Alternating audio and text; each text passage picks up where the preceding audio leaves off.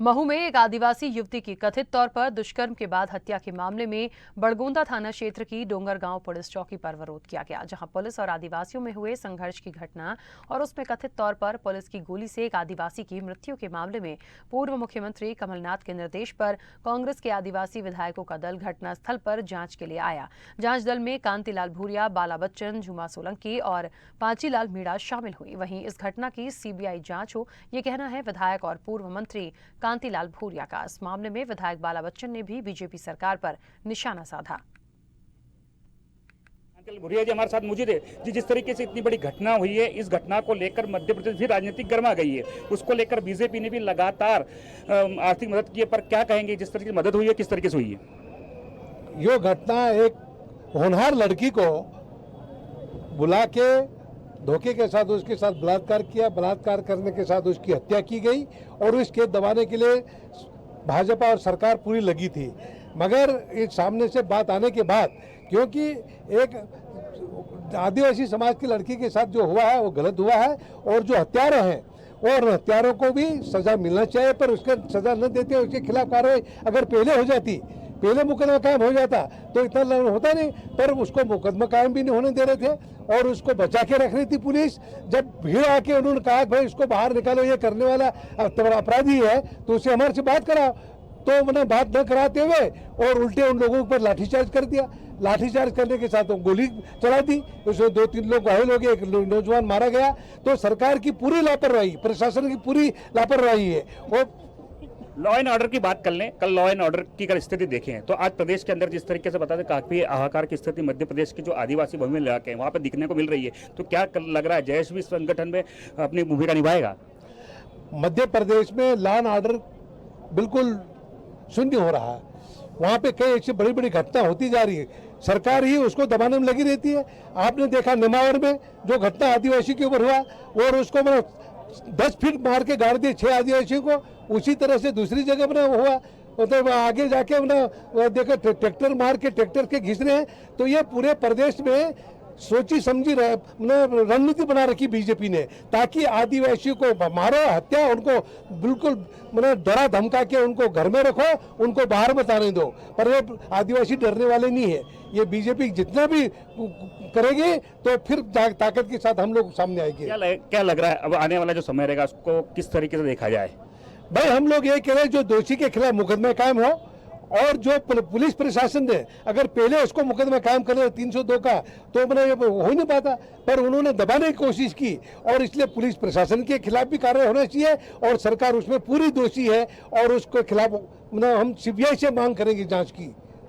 आपने देखा जिस तरीके से हमारे साथ कद्दावर नेता कांतिलाल भूरिया जी हमारे साथ थे, उनका कहना है कि अब जो जांच हो वो सीबीआई के थ्रू हो, क्योंकि उनको यहाँ की जो पुलिस प्रणाली उस पर भरोसा नहीं है। जर्नलिस्ट अविनाश के साथ चेतन सिंह, स्वदेश के लिए, इंदौर से। आदिवासी समाज के काफी बहुमूल्य जो नेता हैं, कद्दावर नेता हमारे साथ मौजूद है, पूर्व मंत्री, गृह मंत्री बाला बच्चन जी हमारे साथ हैं। जी बताइए, जिस तरीके से कल छात्रा की मौत होती है, उसके बाद हंगामा होता है, उसके बाद सुबह से राजनीति गर्मा गई है, क्या कहेंगे? नहीं देखिए, राजनीति गरमाने वाला मामला नहीं है। हमारे समाज की युवती के साथ में रेप होता है, गैंगरेप होता है और उसके बाद परिवारजन अगर एफआईआर के लिए थाने में जाते हैं तो वहाँ उनको न्याय नहीं मिलता है, आदिवासियों के हितों की रक्षा नहीं होती है और उसके बाद 302 लगाते, अगर स्टार्टिंग से 302 लगा देते और हमको अगर वहाँ इसका न्याय मिल जाता तो इस प्रकार की नौबत नहीं आती। मैं आपको बताना चाहता हूँ कि मध्य प्रदेश देश का वो राज्य है जहाँ पर आदिवासियों पे सर्वाधिक अत्याचार और अन्याय होने लगे हैं, लेकिन हम मध्य प्रदेश में कमलनाथ जी के नेतृत्व में आदिवासियों के हितों की रक्षा के लिए हम लोग लड़ेंगे। और ये जो अभी कमेटी बनाई है, जिस कमेटी में आदरणीय कांतिलाल भूरिया जी, मैं हूँ, झुमा सोलंकी जी है,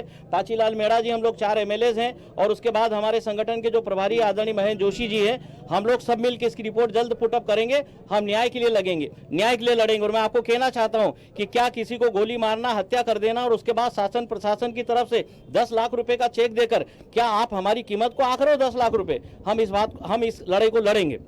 अगर बात कर लें सीएम की बात कर लें, प्रदेश के मुख्यमंत्री की बात कर लें या गृह मंत्री की बात कर लें, तरह से बयान है कि लॉ एंड ऑर्डर की जो स्थिति थी काफ़ी अच्छी थी, उसके बावजूद यह घटना हुई है।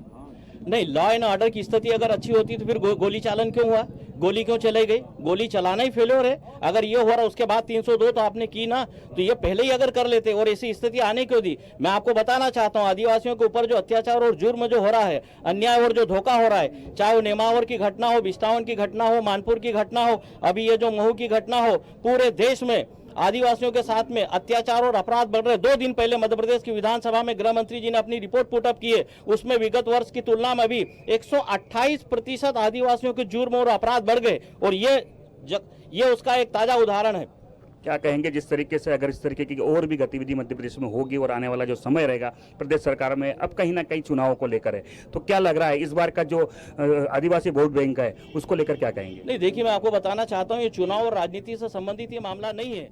कोई भी अगर कोई सा भी समाज हो, कोई सा भी अगर परिवार, उनके ऊपर अगर जुल्म होते हैं, अपराध होते हैं, तो वो बाकी के लोग जो लड़ते हैं वो समाज लड़ते हैं। हम भी हमारे समाज के लिए भी लड़ रहे हैं, और मैं आपको बताना चाहता हूं कि पूरे मध्य प्रदेश में आदरणीय कमलनाथ जी के नेतृत्व में हम इस लड़ाई को लड़ेंगे, और ये जो बाकी का जो समय बताएगा इनको। आप भी गृह मंत्री रह चुके थे पहले, इस बार फिर देख रहे हैं किस तरीके से हालात है, तो इस हालात को किस तरह से काबू किया? मैं आपको बताना चाहता हूं, हालात इतने बुरे हैं, पूरी तरह से लॉ एंड ऑर्डर चौपट और खत्म हो जा चुका है। चाहे वो इंदौर की बात हो, भोपाल, ग्वालियर, जबलपुर की बात हो, पूरे मध्य प्रदेश में अपराध बढ़े हैं, अन्याय बढ़ा है।